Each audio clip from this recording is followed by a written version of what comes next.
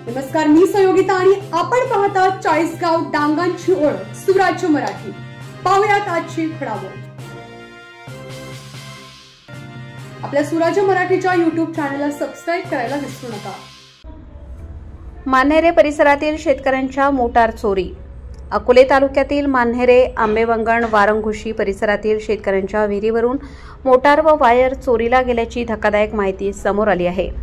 एकीकडे पावसाने पिके येऊ दिले नाही तर आलेली पिके काढू दिले नाहीत। सरकारने अकोले तालुका नुकसान भरपाई यादीतून वगळण्यात आला। या सुलतानी संकटात सापडलेल्या शेतकऱ्यांवर अजून एक मोठे आव्हान व संकट उभे राहिले आहे। मान्हेरे परिसरातील शेतकऱ्यांच्या विहिरीवरील विद्युत पंप व केबल चोरीचे सत्र सुरू झाले आहे। यामध्ये काही शेतकरी पोलीस ठाण्यात तक्रार देण्यासाठी गेले असता तेथे उडवाउडवीची उत्तरे देऊन तक्रार घेतली जात नसल्याचे सांगितले जात आहे।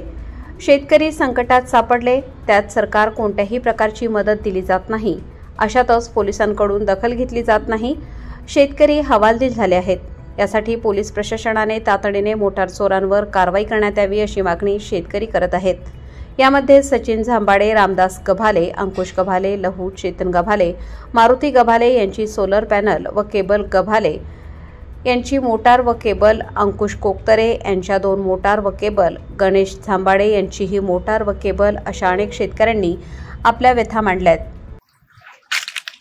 तर अशा प्रकारे आमच्या भागामध्ये या चोरीचं प्रमाण खूप जास्त वाढलं आहे आणि याला काहीतरी आळा बसला पाहिजे अशी माझी पोलीस प्रशासनाला विनंती आहे। 11 तारखेला शनिवारी रात्री 12 ते